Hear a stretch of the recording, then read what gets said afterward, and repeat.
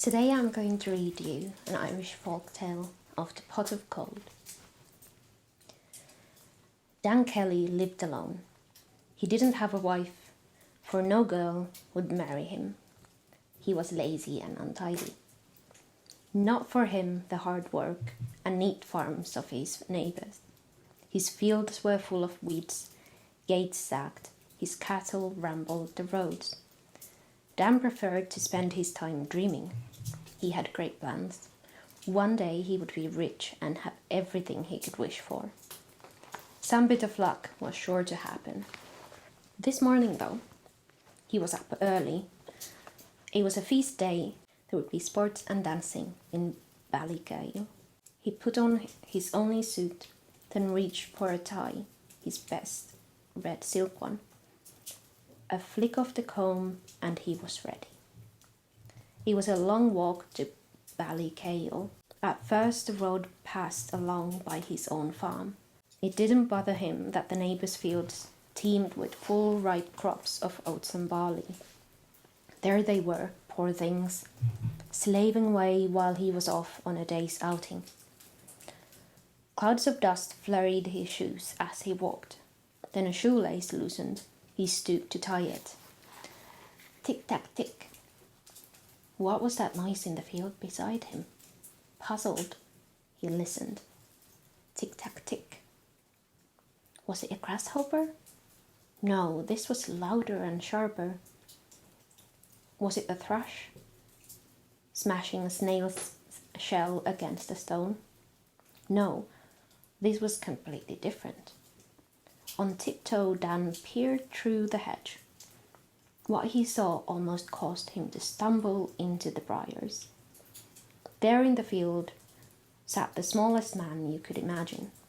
His hat was red with a white feather in it, and he wore a little leather apron, a leprechaun. Dan gave a great big grin. Here surely was the bit of luck he had been waiting for. Straightening his tie, he clambered clumsily through the hedge.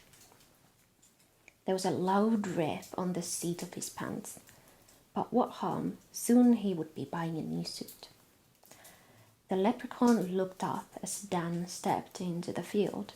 Good morning, Dan, he said. Are you going to the fair of Ballygael? I was on my way, said Dan. Then I heard you working, so I thought I'd stop for a minute. You're very welcome, said the leprechaun politely. Sit down and rest yourself. There is a rock there behind you. Dan was just about to turn when he remembered. If he looked away even for a second, the leprechaun would vanish. He's a crafty little fellow, thought Dan. I'll have to be careful. So he just stood there where he was. That's a grand little shoe you're making, he said. It is indeed, said the leprechaun. There is a big ball tonight in Lissaquil. It's a pair of dancing shoes for the Queen of the Fairies. Dan had never seen anything so lovely. They're gorgeous, he said, but it isn't shoes I'm looking for. I didn't think it was, sighed the leprechaun. No, indeed, said Dan. I'm after your pot of gold. Everyone knows that leprechauns have loads of money. Pot of gold? Laughed the leprechaun. You must be joking. Why do you think I'm sitting here working, while the rest of the world is feasting and merrymaking? Your world isn't my world, said Dan, and why you're working is none of my business. But it's my field you're sitting in, and I want the gold in this instant. And a poor bit of field it is too, remarked the leprechaun. Look at it, full of poisonous ragwort and all the seeds blowing in on your neighbours. Aren't you ashamed of yourself? The gold, screeched Dan in a terrible temper.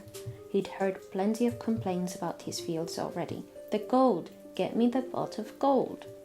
And he snatched the little man in a vicious grip. Let me go, squealed the leprechaun. I'm meeting in the middle. You have the breath squeezed out of me. I'll let you go when you show me where the pot of gold is, roared Dan. All right, I'll show you, croaked the leprechaun. "Just put me down." Dan dropped him roughly onto the grass. With his hat squashed sideways, the leprechaun hopped across a clump of ragwort. "It's under here," he said sulkily. Dan groaned. He had no spade, and the field was dotted with 10,000 clumps of ragwort. Sweat ran down his face as he loosened his collar. At once, an idea came to him. He grinned, then taking off his tie, he knotted it round the piece of ragwort. "I'm going home for a spade," he said to the leprechaun. "Will you promise me on your honor that you will not touch that tie?" "I promise," said the leprechaun. For a lazy man, Dan Kelly could move very quickly. In minutes he was home and back again. But when he reached the field, the spade clattered from his hand. The leprechaun was gone, and red ties fluttered cheerfully on 10,000 clumps of ragwort. Dan Kelly didn't go to the fair that day. He spent the afternoon sewing the seat of his trousers. Once or twice he thought he heard someone laughing, but it was only the wind in the chimney. He never did buy another suit, but he had plenty of ties to wear to the fair of Ballycale.